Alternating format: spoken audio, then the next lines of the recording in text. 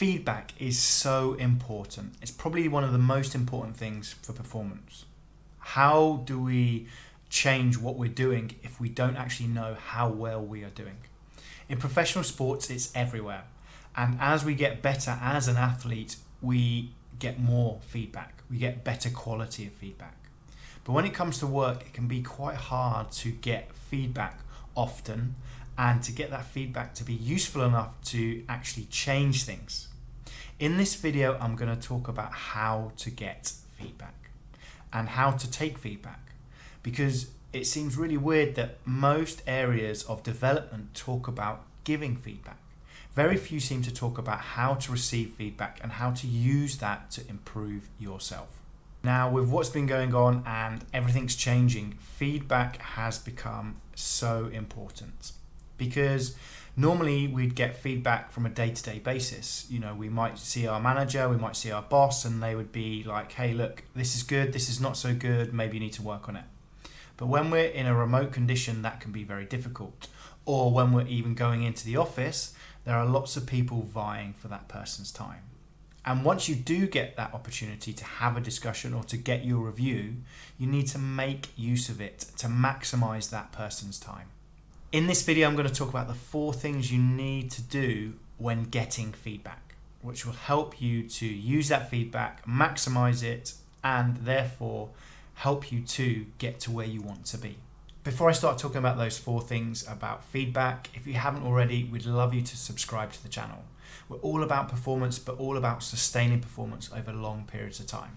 It's free, it doesn't cost you anything, and it really helps us to grow and develop. If you've subscribed already, thanks so much. If you haven't clicked the notifications buttons, please do, and leave us a like or any comments about our videos. We're all about feedback. So what are these 4 things? Number 1, you have to understand that everybody is trying to do your best. So when people are giving you feedback, is because they probably genuinely want you to be the best that you can be. So therefore, you need to have a mind shift when you are going into that feedback meeting. Okay? And that means that people might say things that you take personally. But what you need to do is you need to disassociate yourself with that emotional feeling and be kind of outside of yourself a little bit and just understand about the facts that are coming in. And therefore, listening is really important. 9 times out of 10, we'll listen to the negative. And what we won't pick on is the positives or the things that we need to do to move forward. As soon as something goes wrong or somebody gets personal with us, we shut down and we become that victim. And that's not what we want to do. So you want to use that time to help you. That person is there to help you. It's not about them, it's about you. Number 2, ask questions. In a feedback meeting, it's not a one-sided meeting. It should not be that person giving you feedback, going through their list one by one of what you should be doing or what you need to be doing. You need to be able to ask questions. And by asking questions, it helps clarify what that person's saying to you, but also clarifies in your head what you need to be doing. If we don't ask questions, we're not using that time as efficiently as possible. One area which amazes me is lack of feedback. You know, people have annual reviews or every 6 months reviews. We need to be reviewing on a daily basis to enable us to change performance. There's no point thinking about what you're going to be like in a year's time if you're not working on it day to day. So go in, make sure that you ask questions. And it goes back to that first point. Listen to what the person is saying. Before I move on to number 3, when was the last time you got feedback? A week ago, a month ago, 6 months ago? How did it go? Were you able to use the things that come up in that meeting to improve your performance? And think about why that didn't happen. Was it you or was it the person giving back feedback? I'd love to hear your thoughts. Drop any comments in the comment box below on when you last had feedback and how did it go. Number 3, have an agreed action plan. Feedback's great. You might have had an amazing session, but you want to improve. We all want to improve. So we need to have an action plan to move us forward. And that is key. And that should be around what you need to do on a daily basis, a weekly basis, a project basis. However long it takes, you need to have an agreed action plan.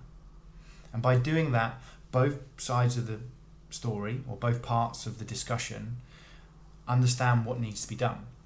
Therefore, when you come back, we can see what's working and what's not working. And that builds nicely onto point number 4, which is make sure that after you've had your feedback meeting, or even before, ideally, you've booked in a follow-up. Because if you don't book in a follow-up, then it doesn't happen. It's pretty simple. Everybody is busy, everybody's trying to do their best. So by making sure that you've booked in a follow-up, that action plan now becomes something concrete. You know that in 6 months' time, for example, that when the feedback meeting comes, you need to be performing or doing X, Y, and Z. If we don't, then things just don't happen. And that's a massive area around goal setting. It has to be time dependent. Because, for example, let's say, I want to run a marathon. Well, great. In a year's time, 5 years, 10 years, whatever. But if I say, hey, look, I'm going to run a marathon next October, for example, and I'm going to try and do it under 4 hours, that allows me to develop a training plan that will enable me to achieve that. And it's no different in business. You need to set your standards and set your follow-up feedback. So I know in 6 months' time, I'm going to talk to my manager or the CEO, and they want me to do this. If you're really struggling for feedback, we have a great optimal performance test that you can take. It takes about 3 to 5 minutes, and you can have a look at all the areas of performance that I believe help people improve and sustain their performance. Once you've done that, you'll get an email with areas that you need to work on and areas that you are doing well on. From that, you're able to kind of create your own feedback plan. And that is what's really important, because sometimes people will not give you feedback. So making sure you have a way to audit yourself is key. Thanks so much for watching. I hope you've enjoyed the video. I hope you've taken away some things to do using those 4 points. As I said before, feedback is vitally important to success and performance. As I mentioned, if you haven't already, please subscribe to the channel. We're looking to grow.